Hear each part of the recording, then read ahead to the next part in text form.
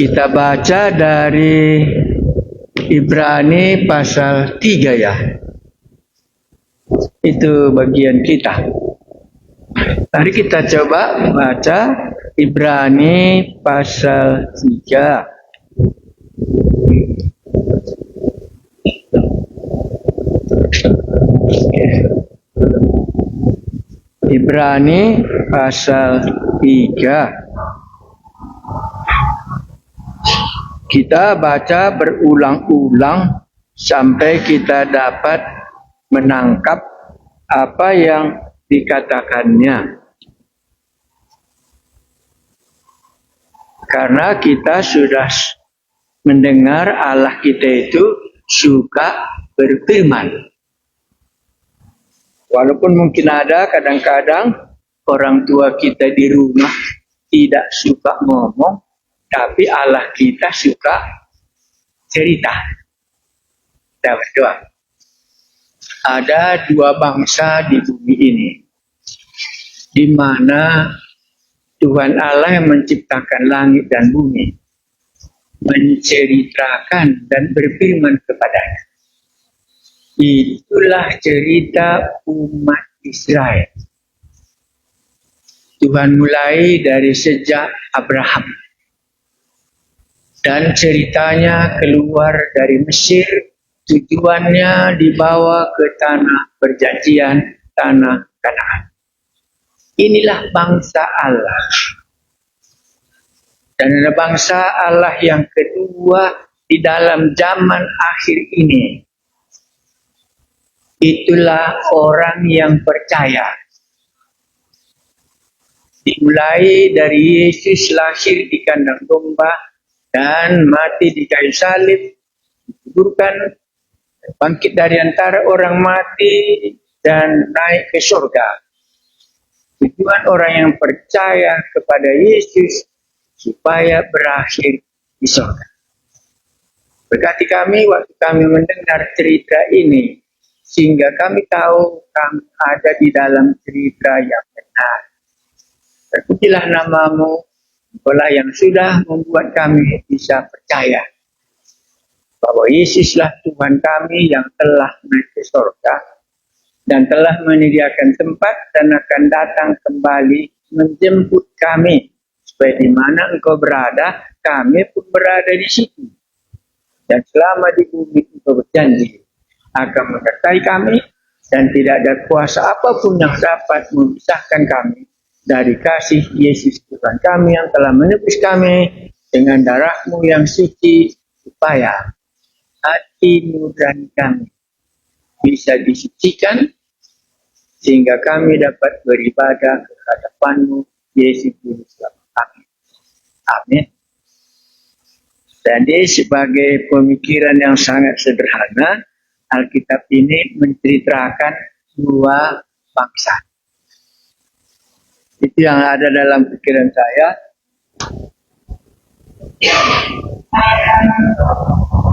Tidak ada pensilnya. Waktu mau dituliskan nggak di sini. Ya. Ya, jadi boleh kita mulai baca, nanti kita tulis.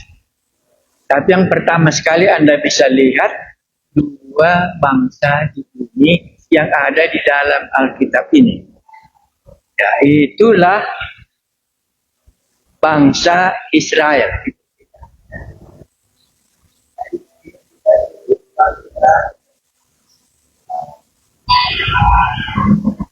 Bangsa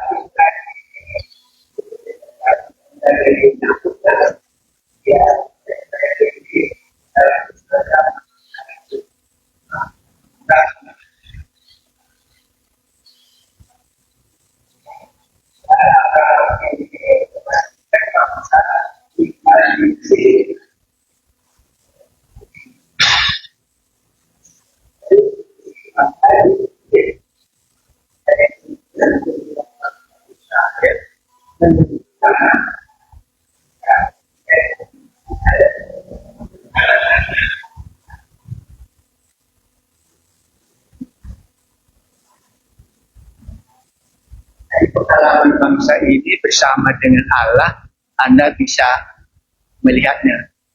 Dan bagaimana mereka ingin menjadi bangsa Allah. Mereka menjadi bangsa Allah. Dan kepada bangsa kita ada undang-undang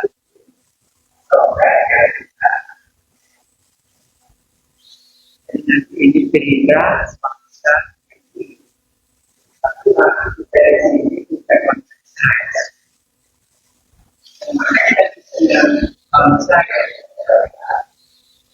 mana kaya orang berkenda atau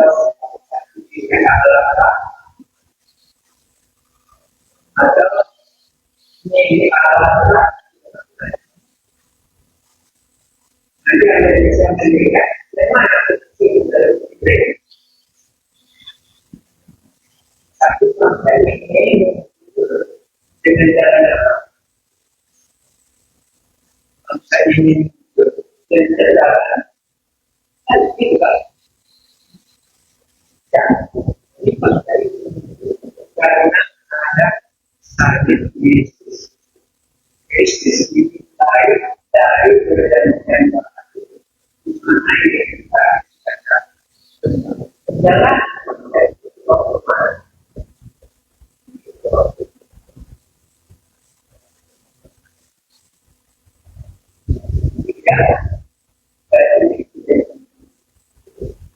dari perjalanan bangsa Israel orang Kristen di dalam perjanjian baru di mana kata sakit orang yang baik kayak Katolik lagi yang keluar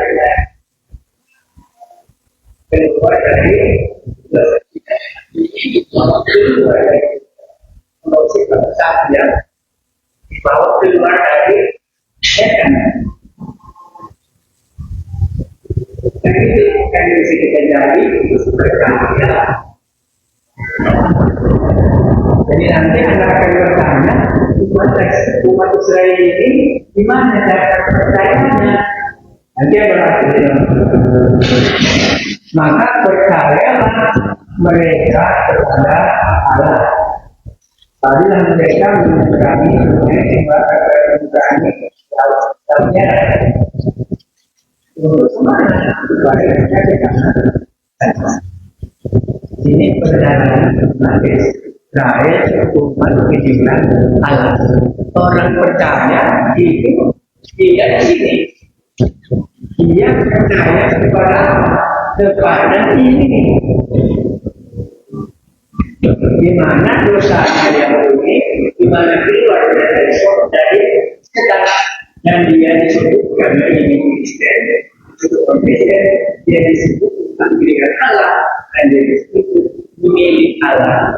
Maka karena dia milik Allah ada kondisi dalam ya.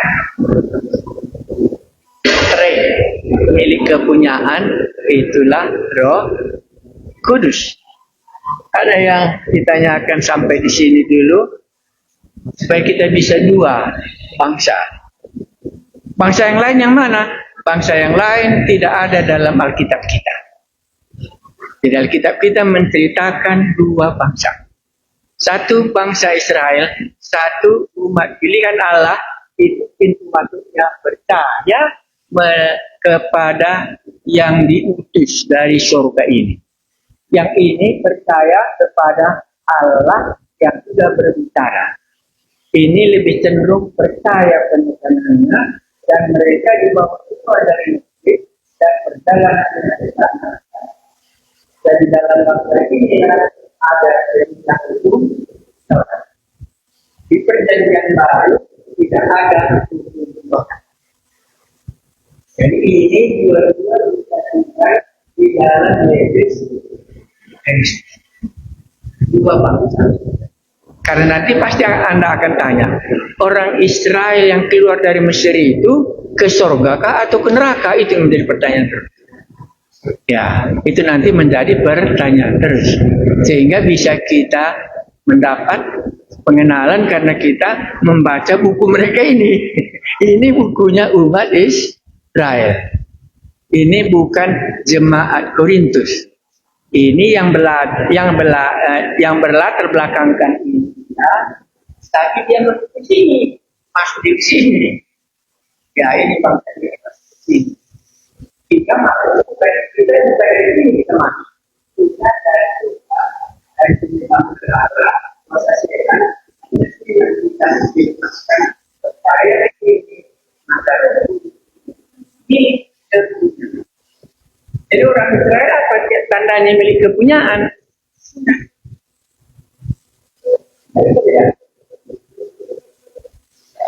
Adalah tanda milik kepunyaan umat Israel, tanda milik kepunyaan Allah. Kalau nggak salah saya itu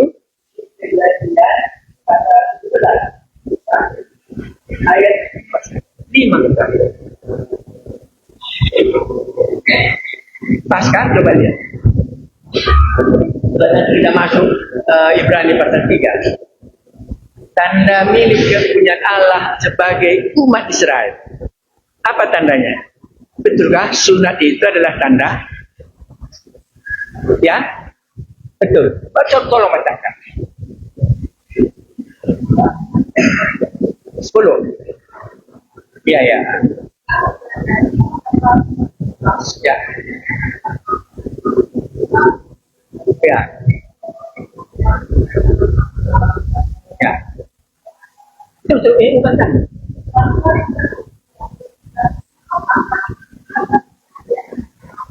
Ayat berapa? Hah? Jadi ini tanda jika tanda milik kepunyaan Allah, itulah Efesus pasal 1. Karena kamu percaya kamu sudah terima kepada Roh, tanda milik.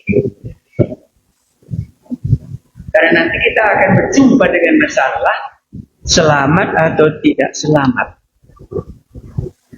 Itu dia. Jadi kalau kita membaca buku ini kita tahu 2 cerita bangsa di Alkitab kami. 1 umat Israel keluarnya hukum Taurat, mereka bangsa Abraham masuk ke Mesir, mulai dari Mesir Allah membawa mereka ke tanah Kanaan. Tanah perjanjian, apakah itu surga atau tidak? Tapi kami yang percaya karena Musa kami adalah Yesus.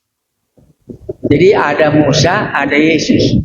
Musa membawa umat Israel dari tanah Mesir. Yesus membawa orang berdosa supaya bisa masuk ke dalam kerajaan surga. Jadi umat kepunyaan Allah ini tanah Kanaan menjadi tanahnya. Tetapi yang ini aku pergi menyediakan tempat bagi kamu. Itu surga. Dan di mana aku berada supaya kamu berada. Sebenarnya waktu Anda menganalisanya, waktu membaca Alkitab, bisa Anda cocokkan yang mana yang sekarang kubaca. Sudah bisakah atau ada yang ditanyakan? 2 bangsa dalam Alkitab kita ini. Bangsa Israel, itulah mulai dari Abraham. Dan ciri-ciri bangsa ini, Allah beserta dengan mereka, memberikan Taurat dan ada janji Allah. Kalau janji Allah, di sini. Itu besok kita pasal 11, orang-orang beriman dalam perjanjian lama. Itu dalam pikiran saya tadi, karena sering orang bertanya, kalau dia sudah selamat, Pak, bolehkah hilang keselamatannya? Satu lagi, asal bertobat, selamat. Ya, jadi dalam cerita ini, dibuatnyalah cerita umat Israel yang sudah keluar dari tanah Mesir, tapi tidak semua sampai di mana? Di tanah Kanaan. Itu warningnya, itu peringatan. Mari kita baca. Ini sudah bisa kita ngerti ya. Jadi bisa saja Anda katakan, aku bukan orang Kristen. Aku milik kepunyaan Allah, makanya ada Roh Kudus di sini. Aku umat pilihan Allah di dalam Yesus Kristus yang telah memilih aku sebelum dunia dijadikan. Bisa. Aku orang percaya kepada Yesus. Ya. Satu lagi, aku mengikut jalan Tuhan. Di dalam Kisah Para Rasul, jumpa kita orang yang mengikut jalan Tuhan. Itu yang dianiaya oleh Paulus. Yang lain tidak dianiaya. Yang dilarang jangan beritakan nama Yesus. Kalau memberitakan nama Allah, itu enggak ada larangan. Jadi sehingga Anda bisa bayangkan, oh ini rupanya hidup kami. Nah, bagi Anda nanti waktu membacanya, tidak Anda akan bingung ya. Oh ini kok bisa, ini kok tidak gitu. Karena persoalan ini nggak akan selesai terus. Apakah orang selamat tetap selamat? Apakah bisa hilang keselamatan itu? Tapi di dalam buku ini nanti itu diperingatkannya sebagai umat Israel yang sudah dibawa oleh Allah keluar dari tanah Mesir. Dan mereka tidak sampai di tanah Kanaan hanya Joshua dengan Kaleb. Semua mati di tengah jalan. Hebat ya? Itulah gambaran keluar dari Mesir umat pilihan Allah. Sebenarnya waktu Anda merenung-renungkannya, yang mana yang benar ya? Oke, mari kita baca ini. Ibrani pasal 3. Ya, karena Ibrani Ibrani adalah satu kitab yang memperingatkan ya, memperingati supaya orang yang sudah percaya ini tidak mengikuti teladannya umat Israel. Itu tema yang terbesar. Oke, kita baca. Yesus lebih tinggi dari Musa. Kenapa? Musa membawa umat Israel yang besar. Anda lihat Alkitab Anda tebal kali kan?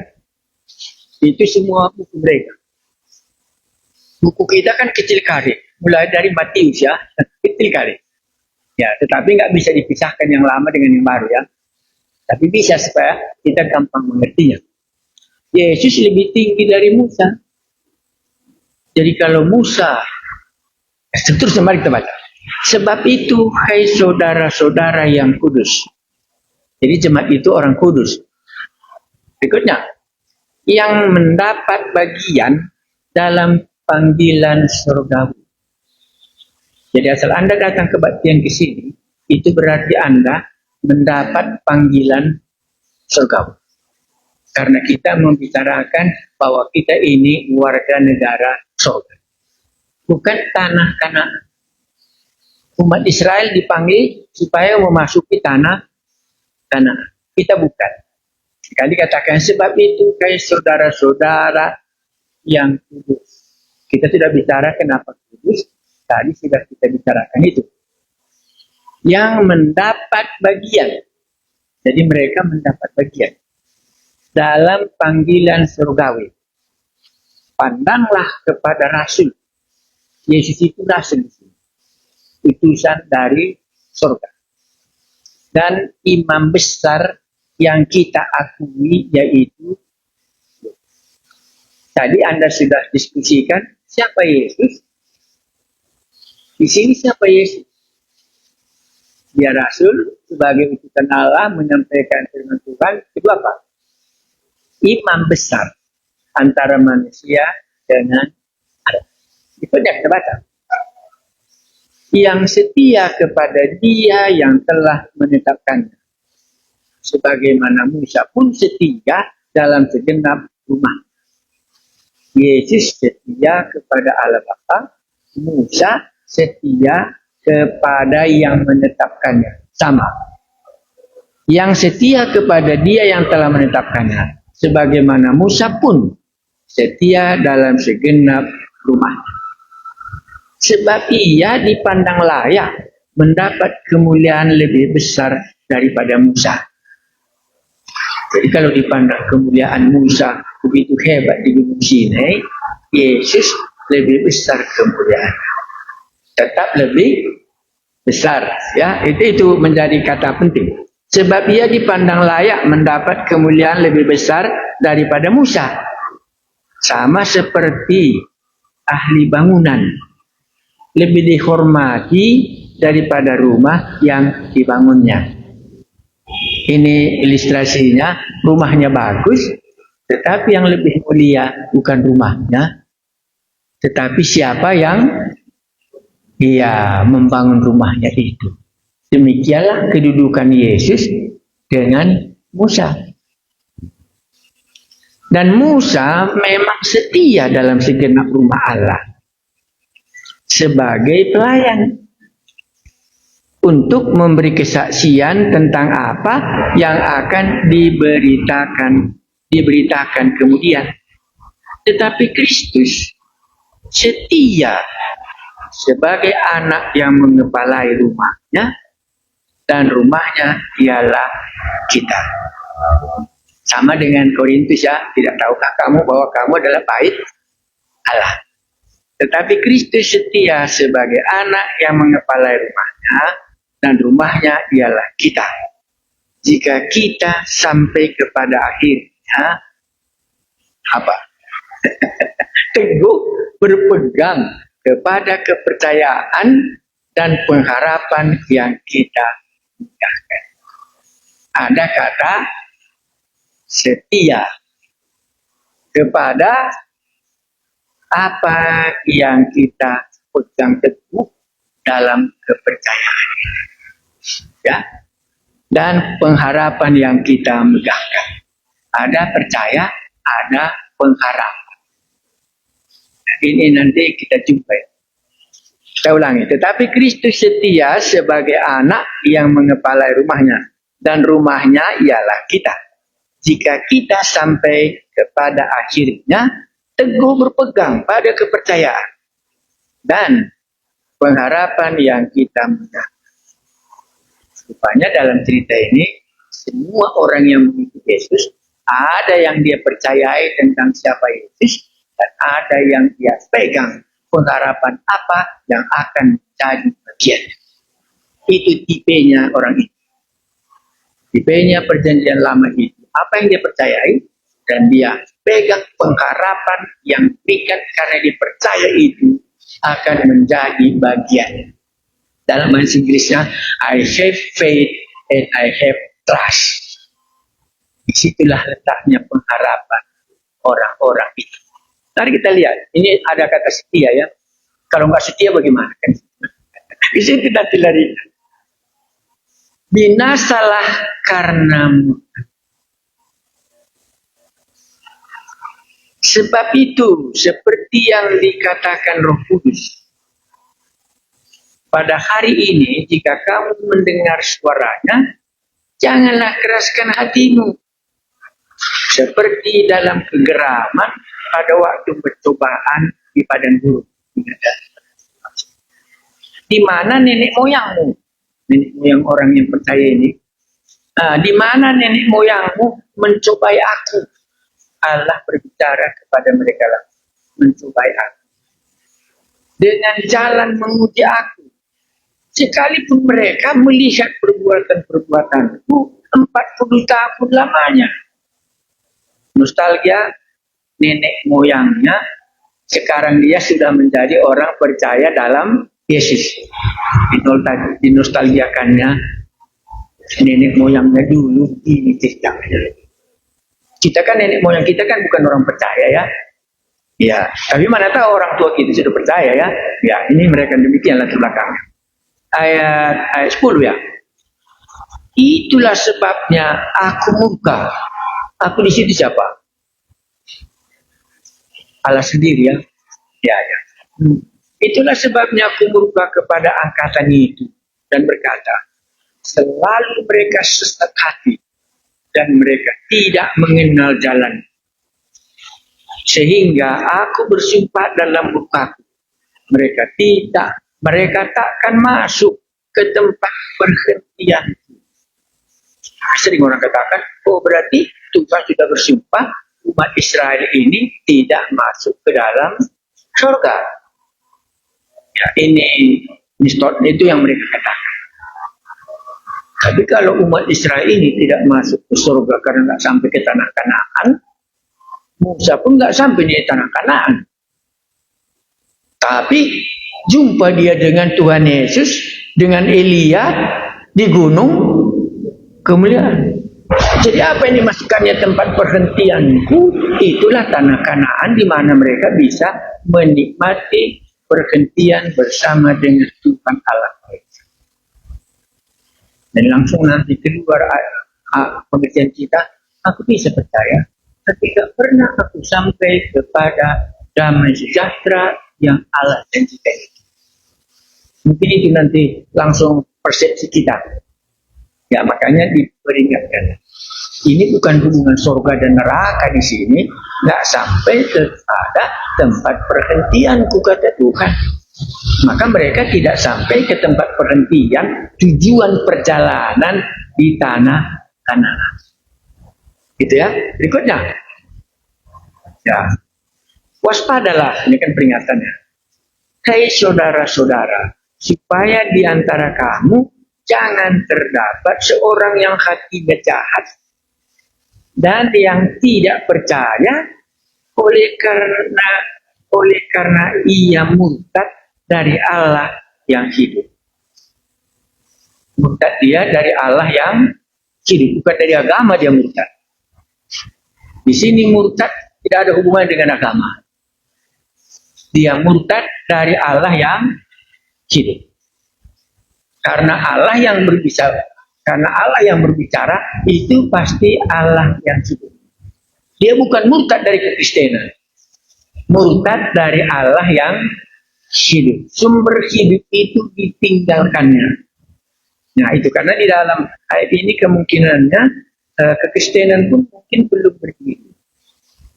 Ya karena kekristenan berdiri itu pasal berapa ya?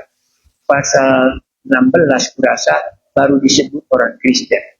Kalau tadinya tidak, yang mengikuti jalan Tuhan.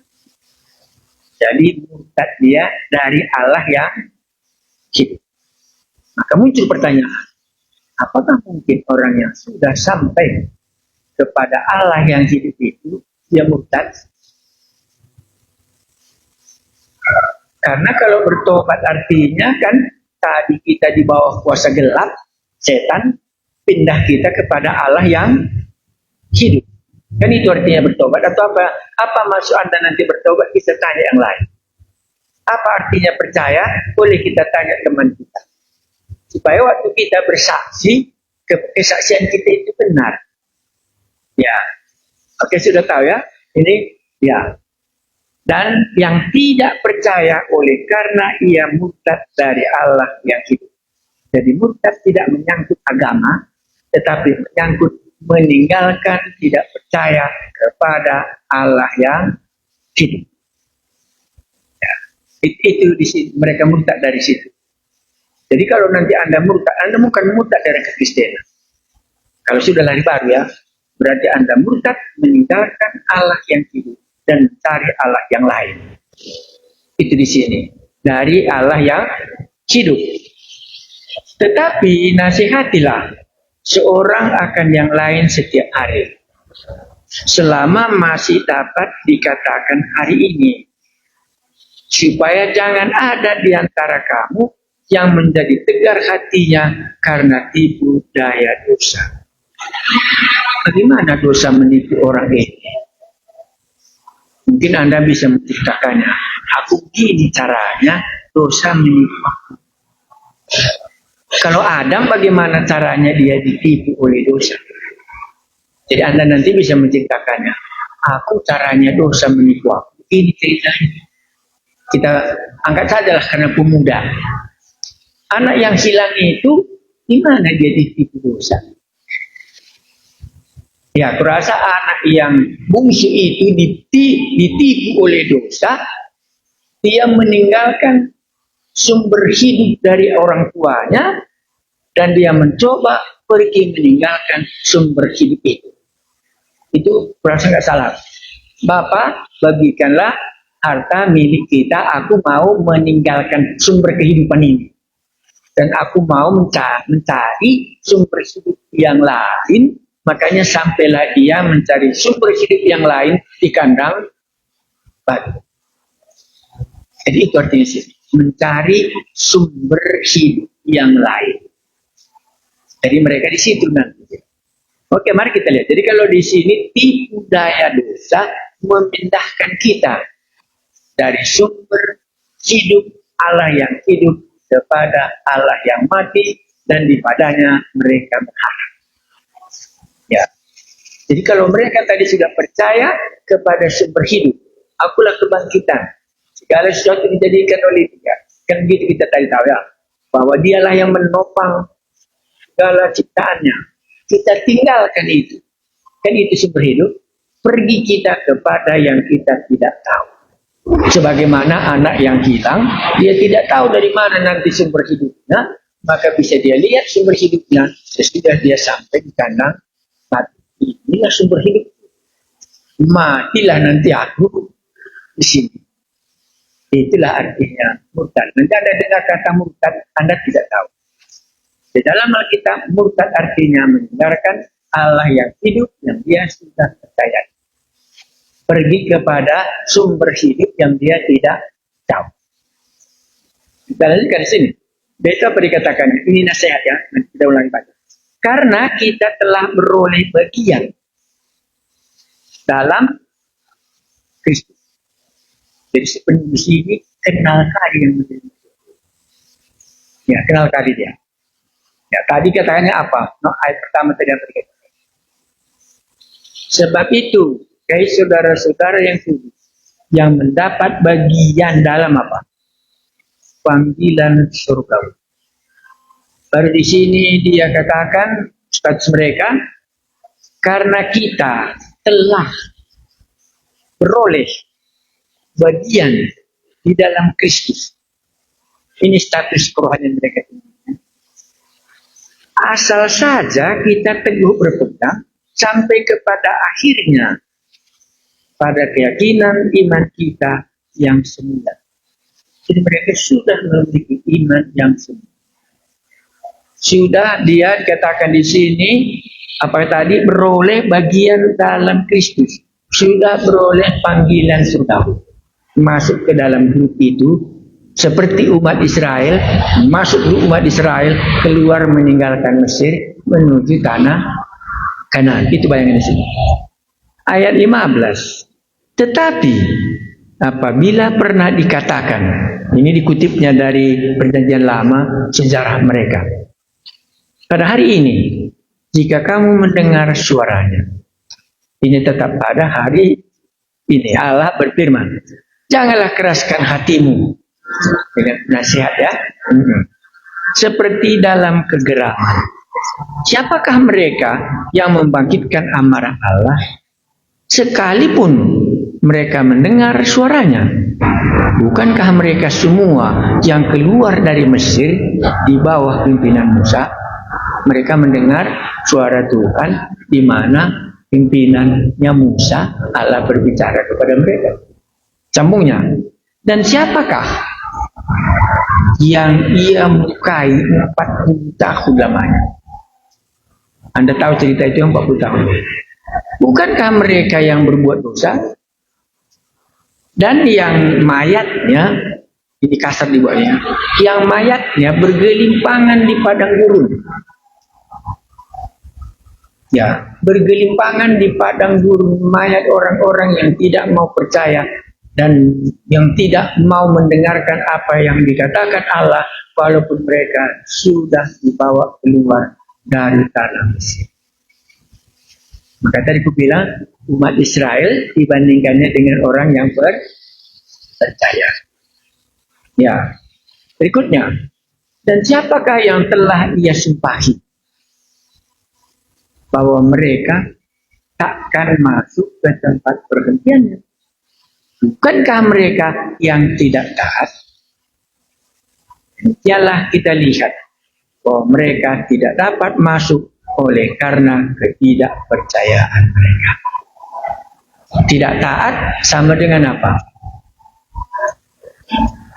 Tidak taat sama dengan tidak percaya.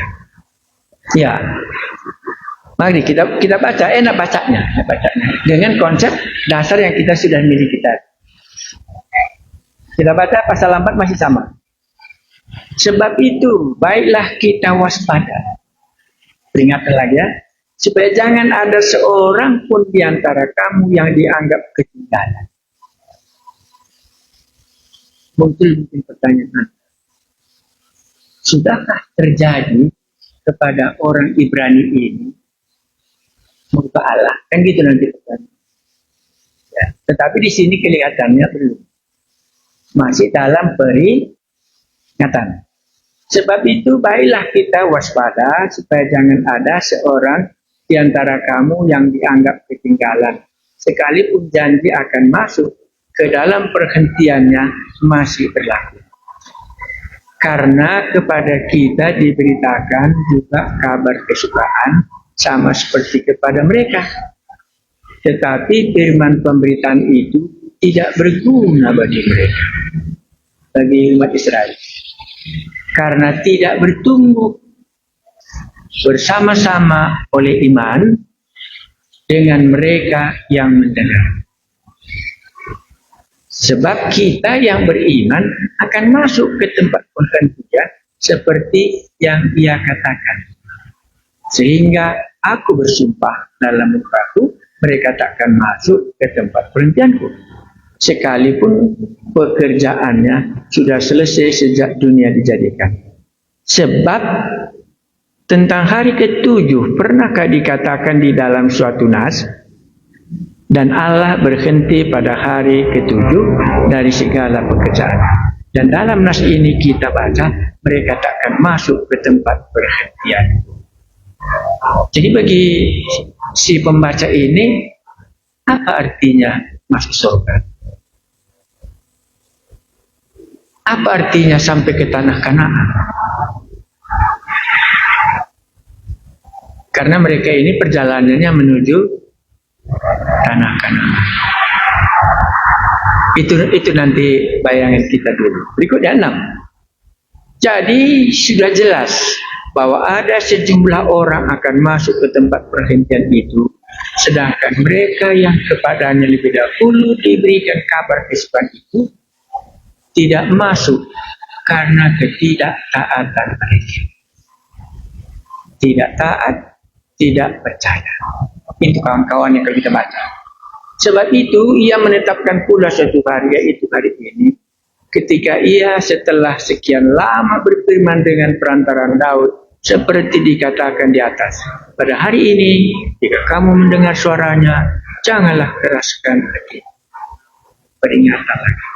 Sebab andai kata Yosua telah membawa mereka masuk ke tempat perhentian, pastilah Allah tidak akan berkata-kata kemudian tentang suatu hari lain. Jadi bukan tanah-tanah perhentian. Karena Yosua sudah mengingatkan ada perhentian lain. Jadi masih tersedia satu hari perhentian, hari ke-7 bagi umat Allah.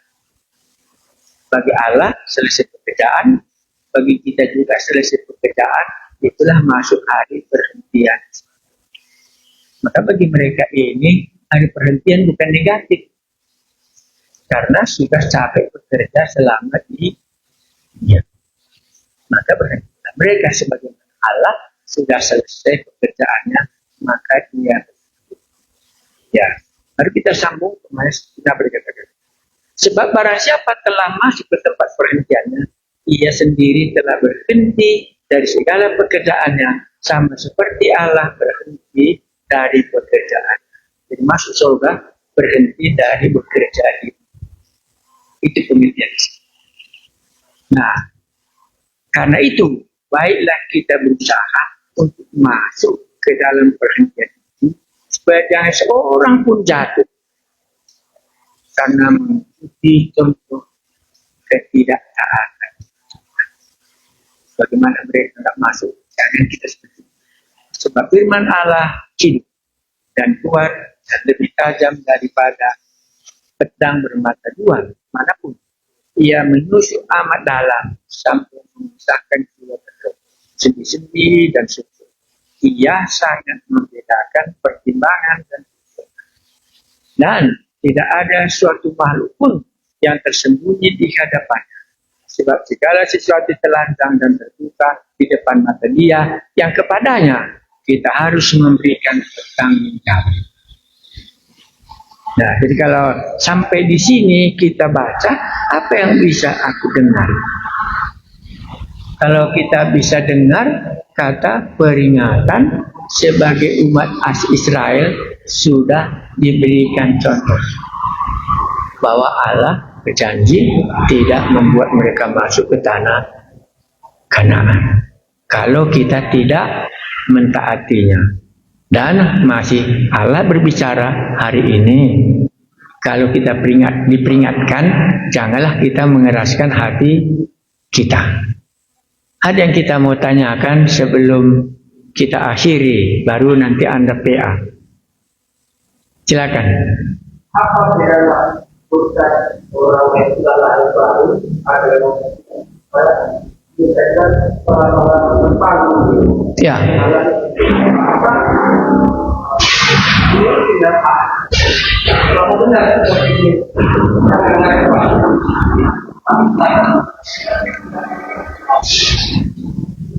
Ya. Kata murtad tadi berapa?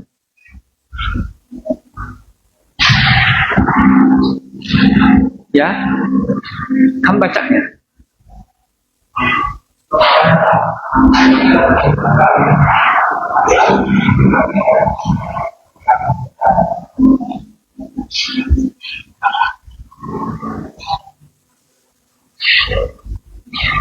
Ya, dari mana dia murtad? Iya, karena harus kita baca tadi ayatnya yang sebelumnya bahwa dia sudah ada di dalam Yesaya berapa? 14. Baca 14.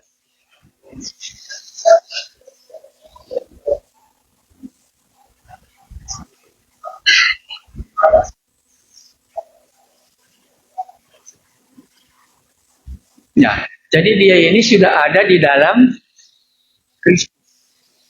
Jadi kalau dia murtad dari Allah yang hidup itu, maka tidak ada lagi kehidupan. Jadi kalau yang kamu tanya tadi kan, dia tidak pernah murtad. Tadi tidak percayanya dia, tetap bukannya dia tidak percaya. Ya hanya agamanya pindah, secara agama dia murtad, tapi secara Allah enggak ada perbedaan. Jadi menjadi pertanyaan kita nanti, kalau dia sudah di dalam Kristus, mungkinkah dia murtad? Tapi kalau dia nggak mau taat,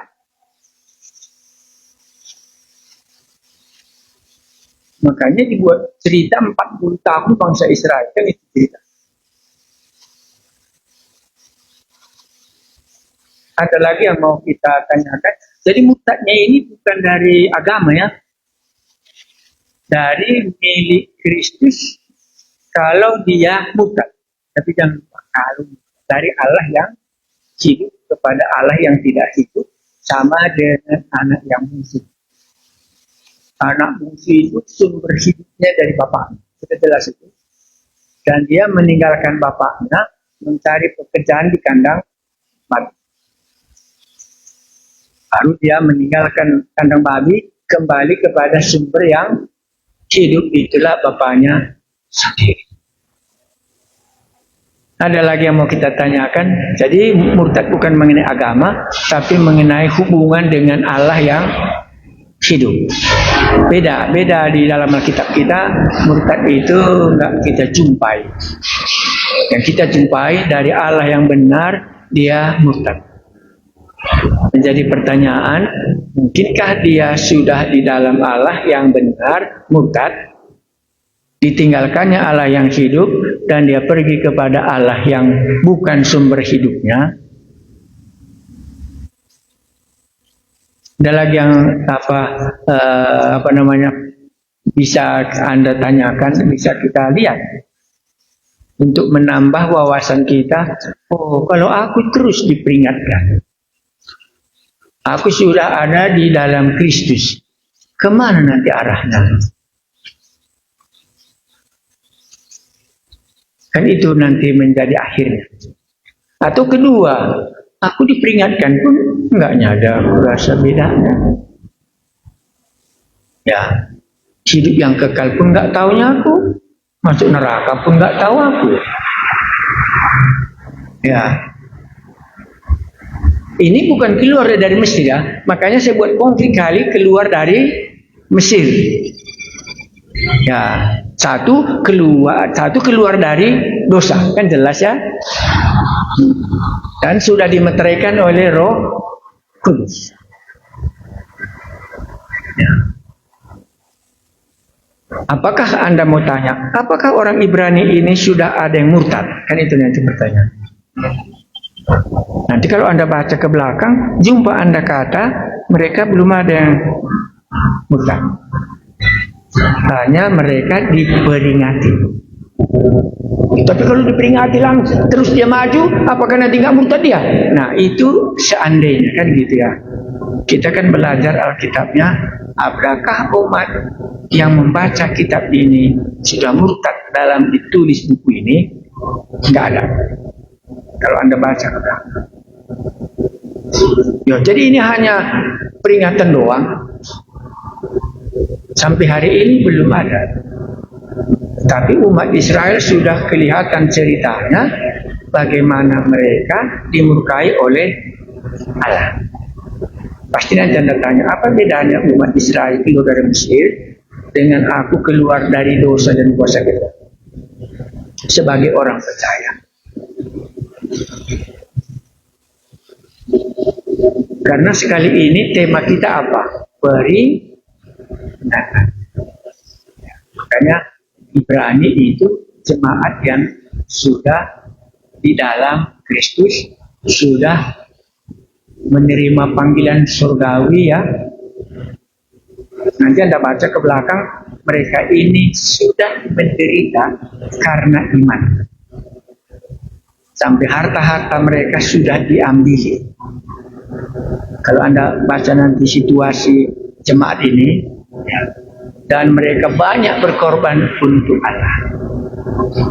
Tetapi diperingatkan dia supaya kalau dia mendengar apa yang dikatakan Allah, jangan dikeraskannya hatinya seperti umat Israel mengeraskan hatinya dan Allah tidak berkenan kepadanya.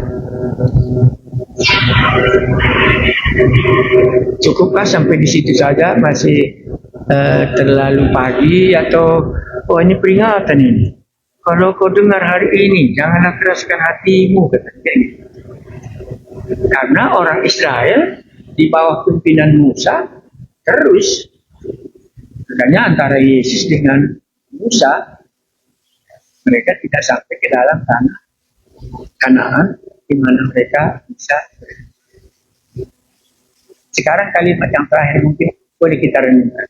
Tujuan kita masuk surga, tujuan kita percaya sama Yesus apa? Nanti coba Anda gariskan, Anda cocokkan dengan mereka di sini.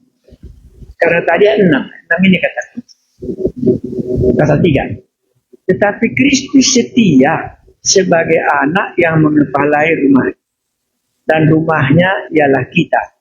Jika kita sampai kepada akhirnya teguh berpegang pada kepercayaan dan pengharapan yang kita pegang.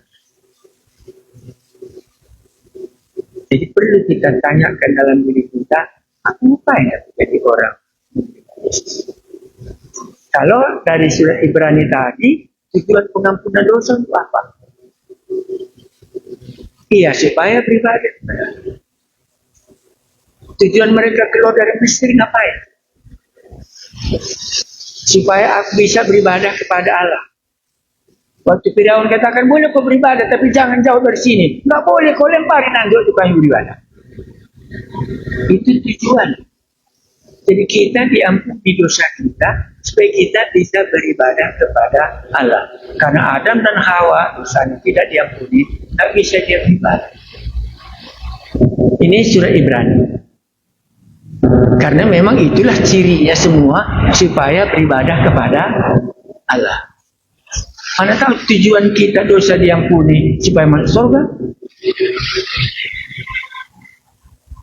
Nah, jadi satu kata kurasa mari kita membandingkannya dengan pertobatan hari raya Pentakosta.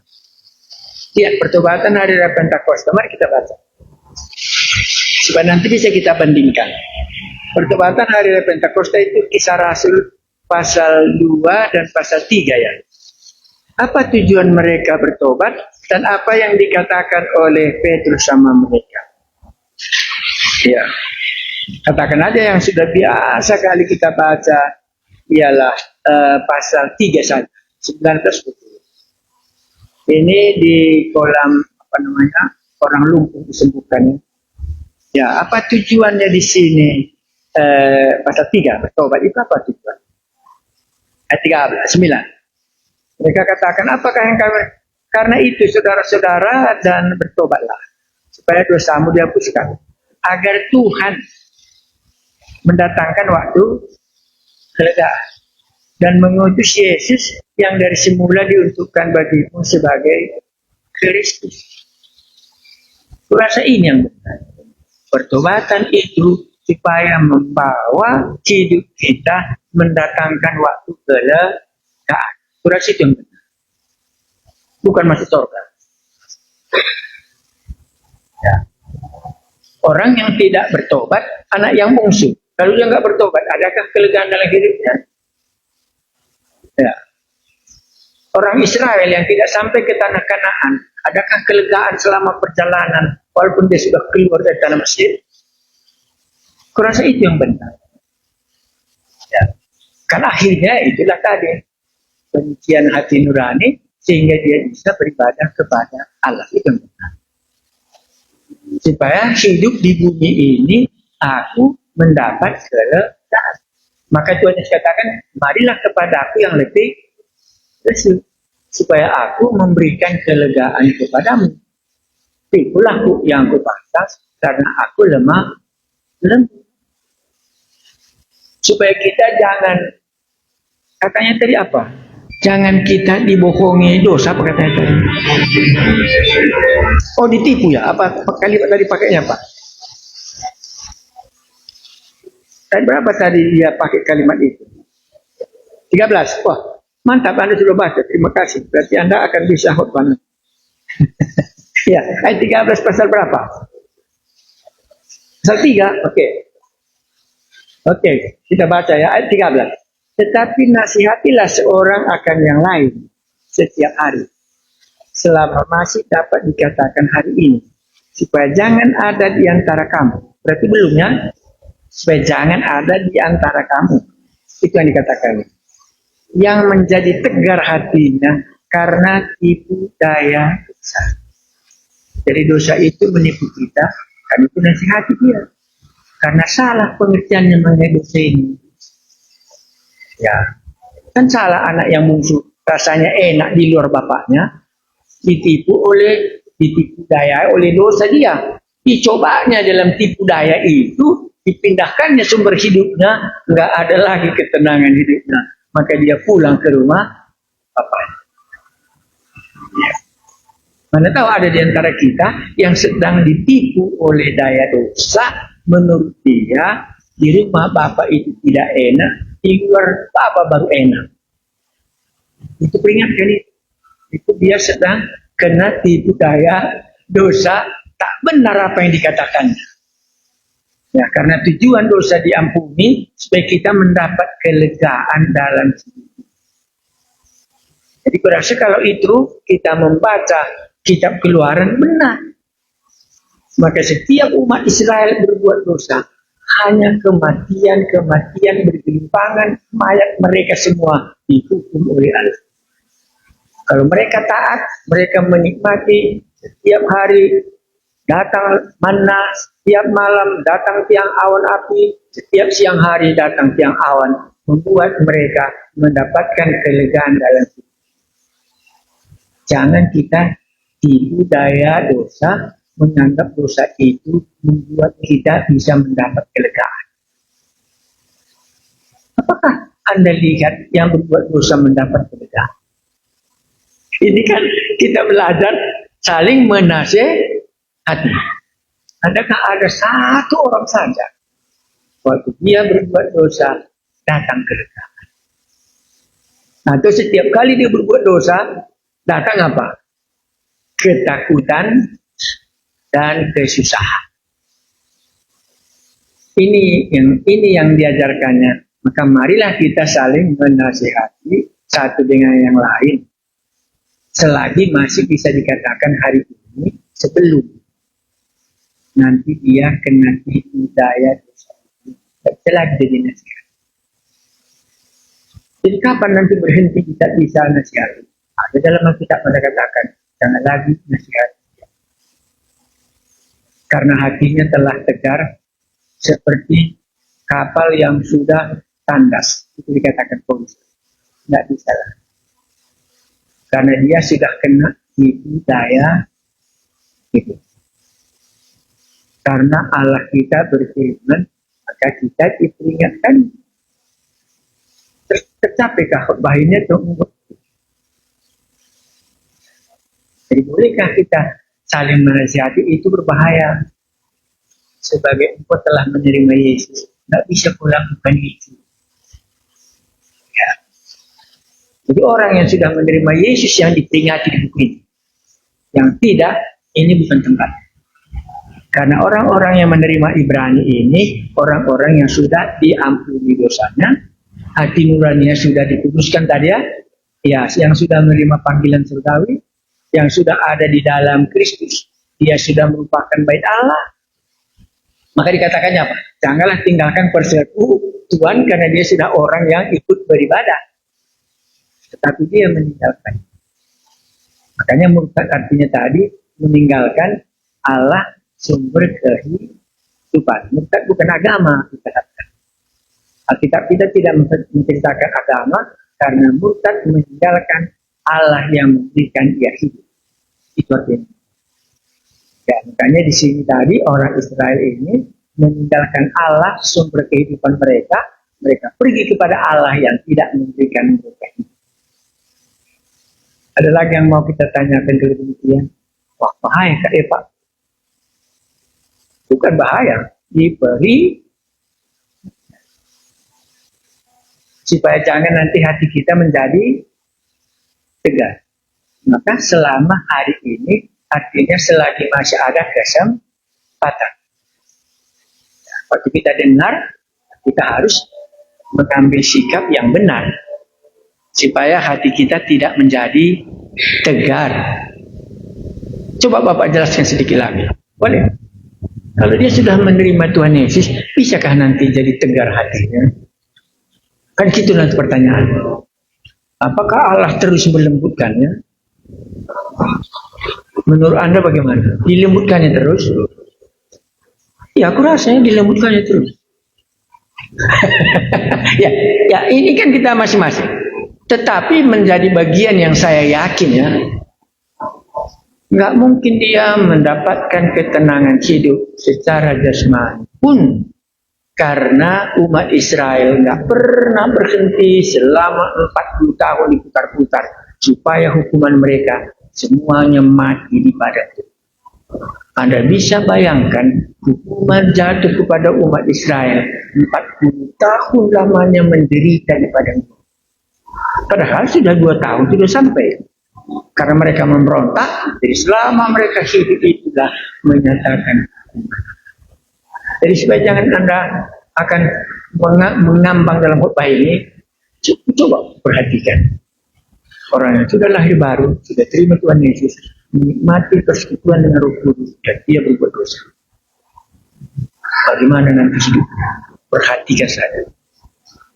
Secara jasmani, bagaimana dia menerima hukuman itu dari Allah. Jadi keselamatannya Pak bagaimana? Karena kita kan keselamatan juga. Padahal dalam pikiran Allah, kita hidup di bumi ininya menikmati apa yang dia buat sesudah kita diambil.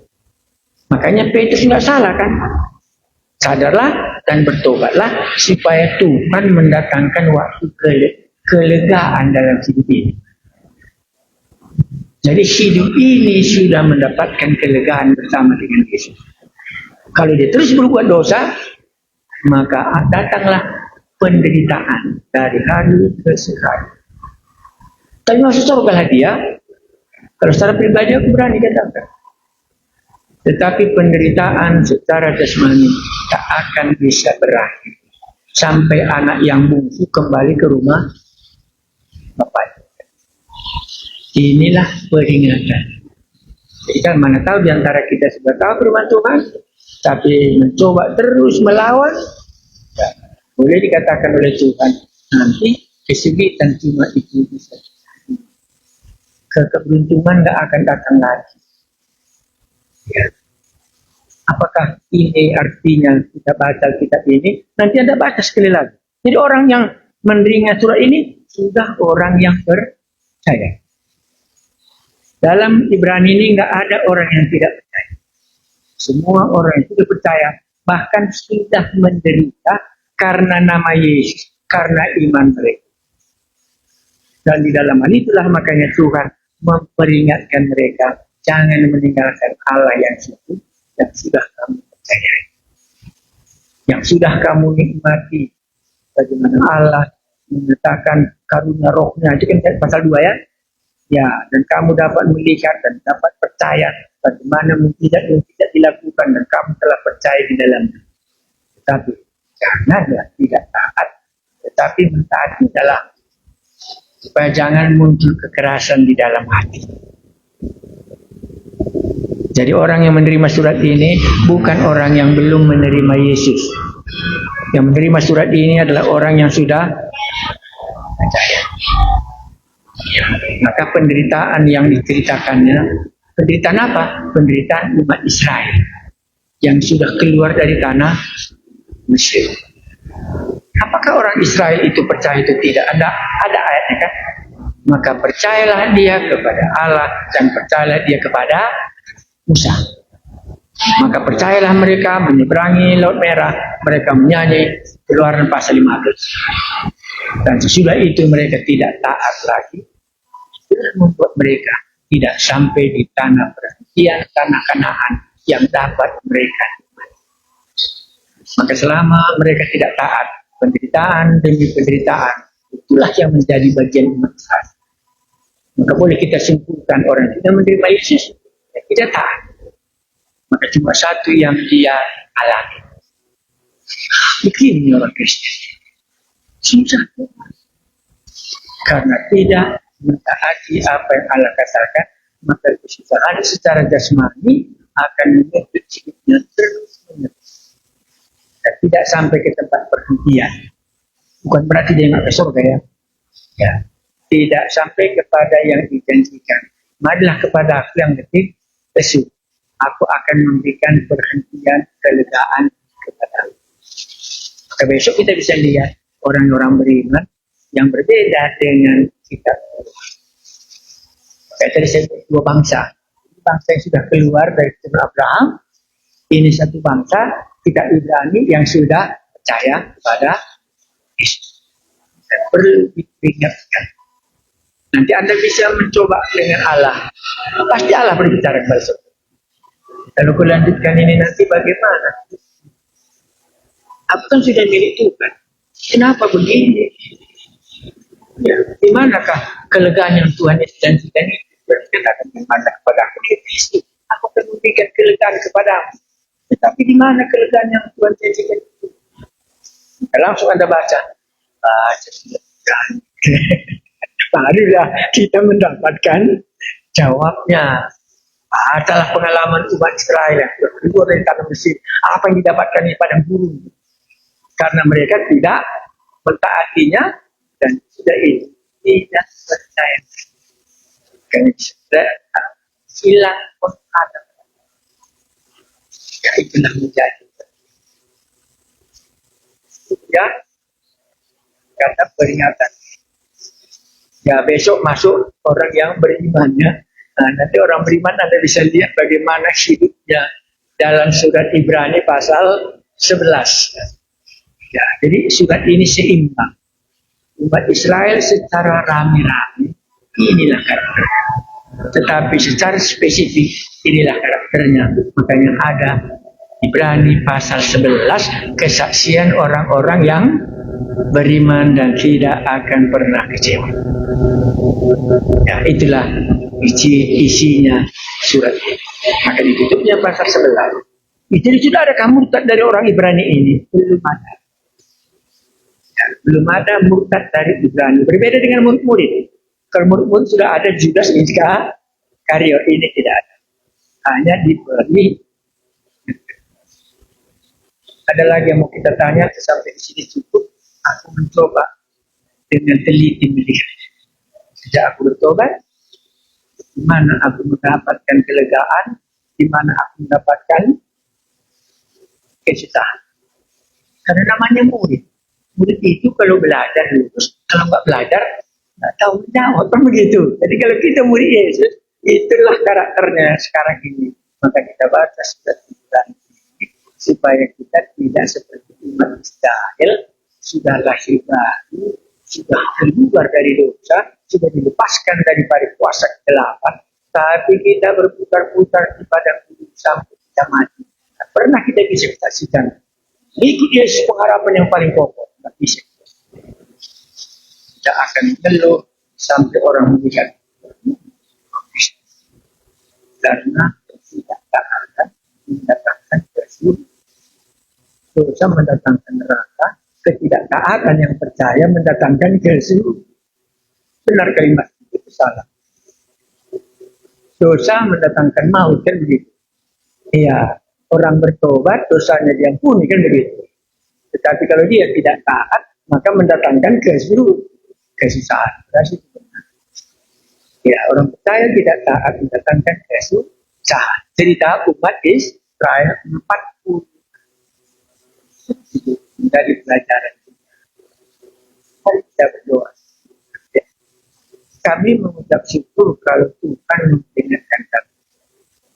Kami berdoa supaya apa yang dikatakan Allah, karena Allah kami itu berfirman. Dan ini kami teliti selama kami hidup. Kami masih muda, masih ada hari. Kami bisa belajar dengan waktu yang masih ada. Kami sudah percaya Yesus. Kami sudah terima Yesus. Tidak minta itu. Sehingga boleh kami melihatnya Tuhan. Tak akan ada ketenangan hidup kami. Karena Tuhan memperingatkan kepada kami satu bangsa ceritanya yang begitu besar, umat Israel. Cuma dua yang bisa menikmati berkat Allah sampai di tanah Kanaan. Di dalam dunia ini, kalau di surga pasti bukan hasil ketaatan kami, karena kami ke surga bukan karena kami taat, tapi kami surga karena Imam Agung kami telah mati dari sana, di mana dosa kami telah diampuninya, termasuk hati nurani kami disucikan, sehingga kami bisa beribadah kehadiran. Maka keselamatan ada di dalam Kristus Yesus yang selamatkan, bukan dalam ketaatan kami, tetapi ketaatan kami akan menjadi bagian kedamaian, ketenangan di dalam kami sebagai orang yang sudah Engkau selamatkan. Sadarlah dan bertobatlah supaya Tuhan mendatangkan keberkahan dalam hidup kami. Ketenangan dalam hidup kami bersama dengan Kristus, itu harus ada ketaatan kami. Kami memuji nama-Mu bahwa kami sedang belajar. Buatlah pelajaran ini menjadi bagian hidup kami, dan kami akan berkata, karena ada dalam Kristus kami pegang iman kami, dan kami pegang pengharapan dalam Yesus. Hari yang akan datang menyatakan ketenangan nipis daripada hari. Nama-Mu selamat yang memperingatkan kami. Allah kami itu senang berfirman kepada anak-anak-Nya. Dan memuji Engkau, Allah kami yang berbicara lewat Yesus Kristus. Amin.